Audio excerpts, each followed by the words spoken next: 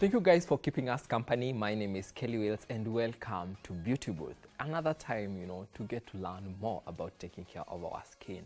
And this week we started looking at what to look out for when buying a product, be it to maintain, your skin and keep it healthy, keep it glowy, keep it healthy, or you're trying to tackle a situation that is going through, be it hyperpigmentation or acne. And with us in studio once again, we have a lady that is amazing, and she has been doing this for quite some time, and it is so passionate for her. Her name is Mercy Ngugi from Dream Skin Heaven. Dream Skin Heaven. Why the name Dream Skin? We didn't even say that, we talk about it when we started. Why did you give that name to your brand? Because I've been having a gold skin I wanted. So it was my dream skin, what I have now. A skin you don't need makeup, it's healthy, nobody's recommending things to you as you pass by. Yes, that was my goal. Yes. So the dream skin, we want you to get that. Your dream skin, the skin that you've been dreaming for, yeah. All right, and amazing. And we started looking at cleansers and exfoliators. And if you missed those episodes, definitely you can catch them on our YouTube channel, BrandPlus TV Kenya. And you really need those episodes. You really need to go and watch them, because without watching them, you'll not be able to understand what it is that we need, to follow, to do in regards to taking care of our skin. And today we are talking about exfoliants, right? Did I call them right? Exfoliants. And the process is exfoliating. All right. So what is an exfoliator? An exfoliator, it's a product you use to remove the dead skin of the top dead skin to reveal a younger looking glowy skin. You can use a chemical exfoliant or physical. There are only two types. Physical is what we all know, what you are conversant with, scrubbing your face. You can use a scrub, you can use a sponge, you can use a brush, whichever. Then the chemical, they use acids to exfoliate.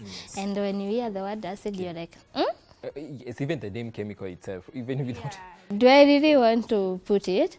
Yeah, so you can, but they're not bad. Actually, they are more effective and uniform compared to the physical. So choosing between the two, it's a matter of preference. What do you like? What are you comfortable with? Maybe chemical is the most effective one, but you have your reservations against it. So you will definitely go with physical. If you're someone like me who tried it and was not the thing, you will go with chemical. So it's a matter of preference. The reason why I don't like physical, it gives you micro tears. You can't see them, but they're there, which encourages formation of fine lines. And again, you might scrub one area more than the other. It's not uniform. It exfoliates your skin and just this is normal. There's nothing extraordinary about your skin. It's not glowy. So chemical does that. And then if you, for example, you have active acne, it aggravates it. It irritates the acne. So that actually what made me switch to chemical, because I realized I used to have active acne. So every time I would go for a facial, they steam your face, they scrub your face, I would get new acne. I've also experienced that. Like every single time I do, the physical exfoliating, a day after, before, because actually by the end of a week, probably my skin usually, I see the results and I'm flawless and all that. But a day after, I have, those two small breakouts that... Your skin looks all sorts of irritated. So for me, when I was doing my research, I realized chemical is way better. And after trying it, honestly, not turning back. So what can you say about the physical? So physical, if you're going to use a physical scrub, ensure it's gentle. It doesn't mean that the much rough it is, the better. No. Use something gentle. If you're doing DIY, you'll rather use oats compared to fry. Oh, nice. Because fry is very harsh. So you're rubbing it in, you're irritating your skin further. Oats, it's gentle. The oats that we eat for breakfast? Yes, you can use that. Interesting. My producer has oat for her breakfast, so I think you've given her a tip How to use them. Yeah, making use of that. Yeah, you all physical facial scrubs that are gentle. They are smooth. They are not rough. Not like some. There are some that are very rough. When you apply, you feel it. I used to think initially, the more I scrub, the better. So I used to feel like my hand is not even sufficient enough. I end up with towel. You scrub. So, yeah. So if you're going with physical scrubs, use something that is very gentle. It doesn't have to be rough for it to work. Something gentle. Okay. Now, for these physical, are there products that, or the exfoliants that are for physical, for not good for dry, good for sensitive, all that? Are there those that are like that?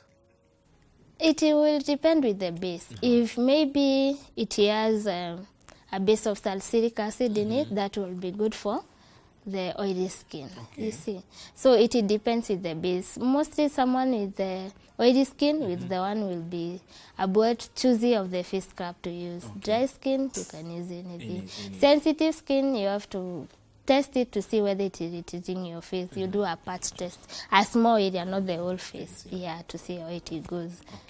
Basically, with physical scrub, there is no like oily skin physical scrub. No, it's if it has an active ingredient, which now makes it, if they're adding salicylic acid in it, it's making it a chemical exfoliant. Okay.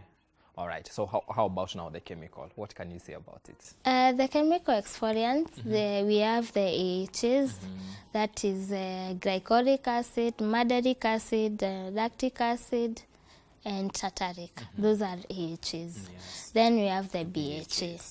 BHA is salicylic acid. Difference between the two, AHAs are more of surface product. They deal with the texture. Yeah. BHA, they go deeper to your pores. They unclog your pores from inside. They clean them out. That's why someone with acne and oily skin would go for salicylic acid. So that one you choose now between your skin type.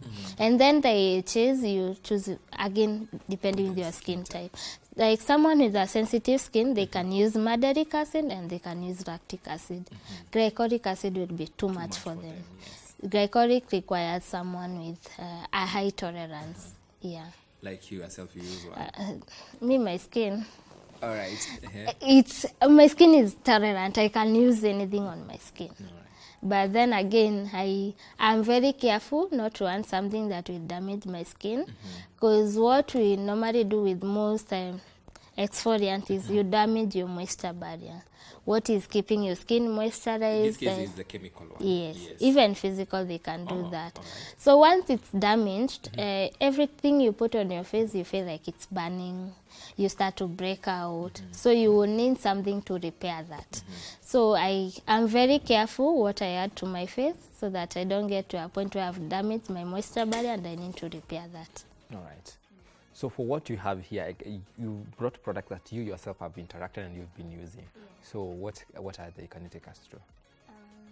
There are so many chemical exfoliants. This is just what I use. Yes, all these are chemical. Yes, there's no physical here. Me, I'm not a physical person. So we'll start with my favorite. This is my best exfoliant. And it's the one I actually started with. Because when I was starting, there was the option of salicylic. And the very, very, very first time when you're now looking for products. Yes, the very, very first time. I was looking for Glycolic acid, which has good reviews, and Paula's Choice and it. So, but then when I was ordering, I didn't know the difference. They have a gel and they have a lotion. I didn't know the difference. So I picked what are the best, as in what was most hype. That's what I picked. And then I came to later and that's what suits me. So this I use in the evening. It's actually very gentle. This one you can use even daily. It is 8% AHA gel. And it's strong. It's 8%, but it has a lot of calming ingredients, so you don't even feel it. But it's working. So this is my favorite when I started with it, and I still try other things. But you still go. I still come back to this. This is my Holy Grail product. This is for the surface, the texture. I use it at night. Then, remember I told you I have acne-prone skin? I have the BHA liquid. This is the travel size. There is a bigger size, but in this packaging, the BHA. So this one is for... No, this is salicylic acid. This is to maintain my acne from coming back, to keep my pores clean and unclogged. And then nose area, the sebaceous filament, this takes care of it. Now, for you first, I didn't ask you, your acne, is it bacterial or... It's bacteria because it's hormonal. Mine is hormonal acne. So this one, it's good you brought that up. This is fungal acne safe. So the lotion is not. Okay. The gel is fungal acne safe. Then this one is not fungal acne safe. But it is good for now for your case, bacteria, the hormonal acne. Pass me. This one is what is good with fungal acne. This one, they use bentine salicylate. With this one uses salicylic acid. So this one is 4%, but it's the equivalent of pure salicylic acid. Okay. So this one is a Korean brand, the Cosrx. These two, they perform equally. So it's a matter of preference. Maybe I can try it sometime, but I've not tried it. But even if I try it, I will still come back to your holy grail. Yeah, to my holy grail, salicylic acid. Okay. So if you're having fungal acne, this one is fungal acne safe. So this you can use. But the lotion, that's what is for the other. The glycolic, the lotion is the one that is fungal acne safe. Then another exfoliant that is missing here, you can use not necessarily powder sprays. You can use Pixie Tonic. For if you're starting out on glycolic acid, you can use the ordinary glycolic acid toner, 7%. Pixie is 5%. You can use Honeymoon Grow Maker from pharmacy, 14%. And which other? You can use the Orenrixen Dark Spot Toner. That they don't give a percent. It's they mix lactic matter. They mix all of them together. So you can't don't start with the high percentage, just start slow. Now, I wanted actually to ask you that. No, because these percentages, as you are mentioning, there are those which are 10, there are those which are 8, there are those that are 14. Now, how do you introduce yourself or your skin to this product? You start very low. You start maybe with 5. You use it for a while. After you use a few bottles, your skin will get used to it. So now you move up. Like that. Okay, to 8. I've used for 8 for so long. So maybe I can try the pharmacy. And see how it will. Actually, that one is a product I will try because it looks nice.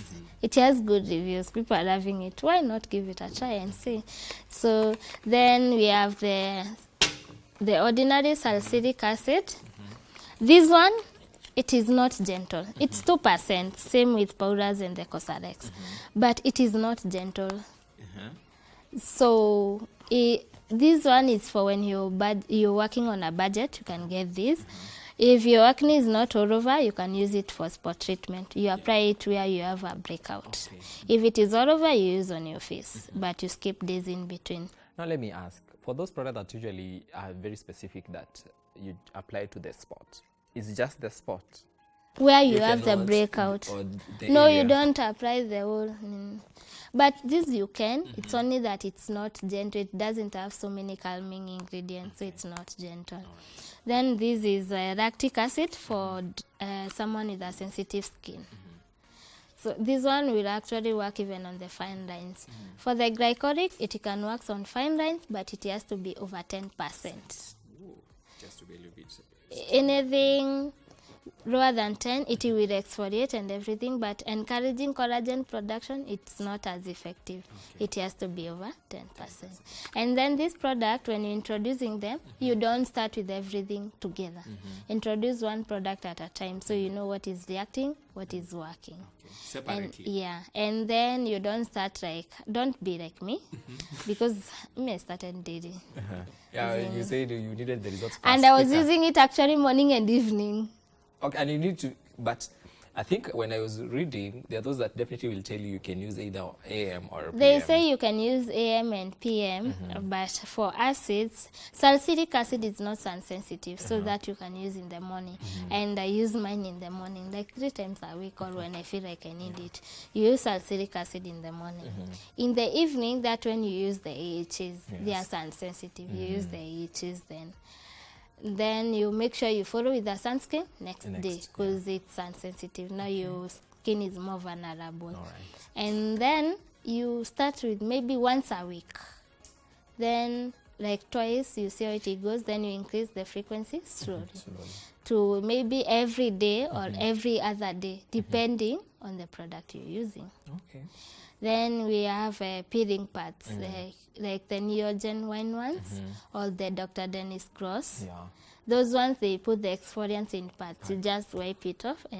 And then with the chemical exfoliants, you don't need to rub your face. You just apply, it dissolves the dead skin. The top, it loosens it. Oh, nice. So you actually won't see your skin coming off. No. And then we have the Etheric Acid. This one, it exfoliates, but very mild. When do you use it, or how do you use it? I use it at night for my stubborn under skin bumps. Okay. Those two pimples, you feel them, but they are not coming to the surface. You feeling? Yes, they are there. They are not to the surface, but you feel them. Okay. I used to get them, but right now I don't.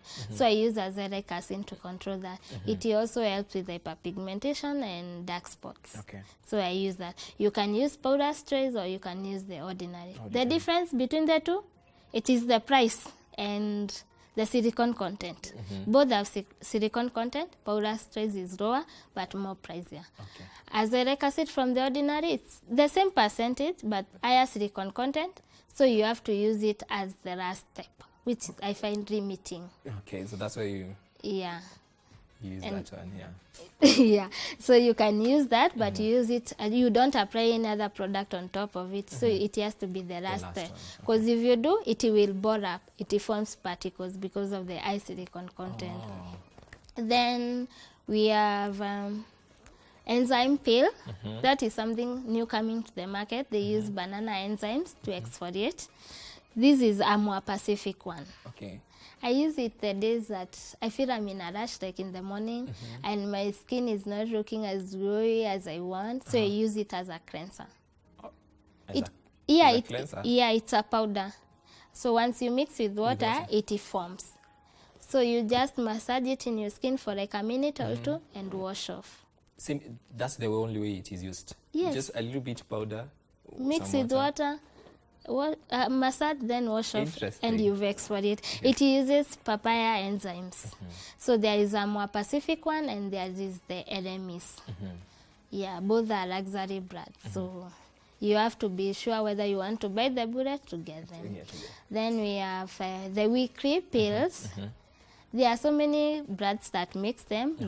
We have the ordinary, which is most affordable, the peeling solution. You use it as a 10-minute mask. But when you're starting, you start with like 3 minutes, build tolerance slowly to 10. Okay, so what are the do's and don'ts for this product? Because you once told me, it's a very nice product, because I know the ordinary products are quite good, but if you use it wrongly, it might... You burn yourself with it. You don't start with 10 minutes. Build tolerance slowly. Use it on a dry skin.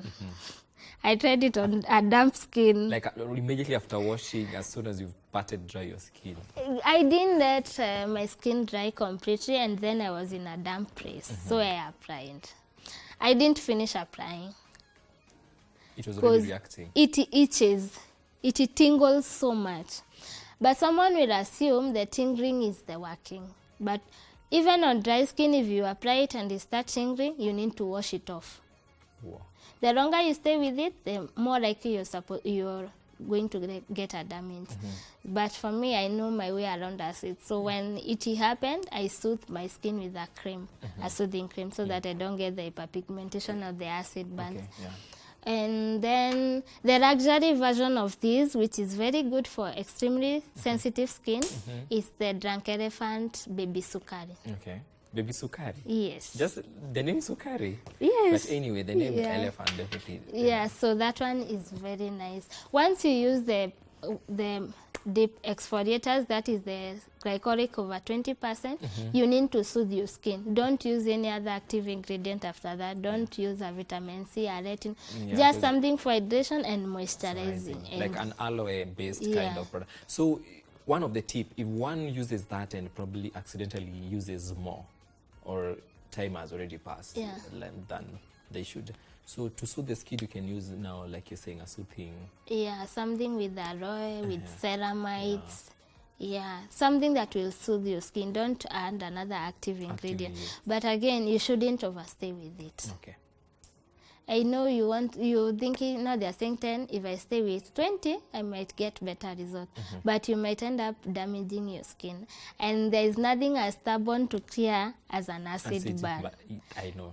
It is very difficult to clear, and it hurts. So why the risk? Now, let me ask you. Yeah. How did you realize, or how did you know that excessive use of time can result to the burning? Experimentation.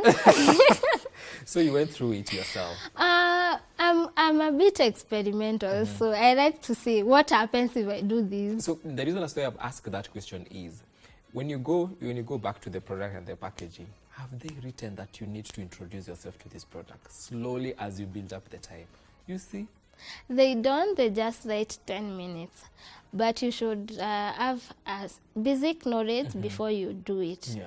So you need to know how to introduce it slowly. You can't, there are people who go even to 10 minutes the first time, but their skin is tolerant. If you have a sensitive skin, you need to go slow with it. So there's a lot of homework an individual needs to do. Yeah, before you put a product on.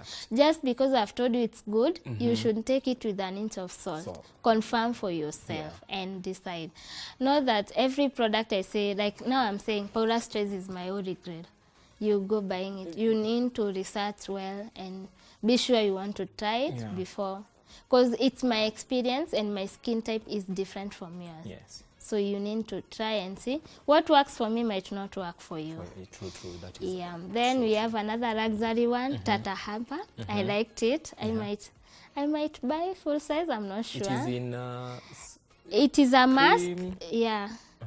They say you do 30 minutes, but there are people who do it as a sleeping mask. You do overnight. Yeah, and you sleep it. It is based in salicylic acid. So this is a salicylic acid mask. So you can use that. There are so many products out there you can use. If you have an aging skin, you can use Sandy Good Gents, and it's very gentle. You can use it actually on sensitive skin. So depends. Do you want the luxurious feel? Do you want effectiveness? That's actually what makes the difference between the ordinary and other brands. They don't give you the luxurious feel. They don't give you fancy packaging. They just give you something simple, single ingredients. That way they are affordable as compared to other ingredients. Like Drunk Elephant, they sell you the packaging. Their products come in airtight bottles. Yeah, because I saw the other one for the is it for the toner or the cleanser the last time? Yeah, the cleanser. They come in airtight bottles. They are selling good product, but they are actually selling even the packaging. So that makes the product even more expensive. So that's what sets the ordinary apart. It doesn't mean because it's cheap, it doesn't work. You just need to find the right products from the ordinary that are working for you and build a routine from that. Yes, and the other thing also you shared, you say that you can have a range of, or you can have a brand with a range of products, but not all products will favor your skin as much as they have written there. It's for normal skin and you have a normal skin. You have to try and see. Try and error until you find what works for you. And remember, anytime you use a chemical exfoliant, you should use a sunscreen. But anyway, sunscreen should be a staple. It should be a staple. Yeah. Even not just even the chemical, even the physical, because at a particular time your skin is vulnerable. You've taken the top layer that was, All right. Guys, you've had it. It is all about finding, that specific thing that your skin needs, and take time. Do your research regarding your skin. There's a lot. I can see a lot of people, fail there. You get a product, it is well written, but it has not given you all the necessary, you know, directions when it comes to use. And then you use, it is expensive, no change, you're complaining, you've been buying products and products and products every single time. And, you know, so it's all about understanding your skin and doing your own very research. But it doesn't stop at what has been written on the product or the, you know, the instructions paper in that packaging. That's all for now. But before we go, where can they find you? You can find us on our Instagram page, Dream Skin Haven, or Facebook page, Dream Skin Haven. All right. Yeah. Until next time, slay us away.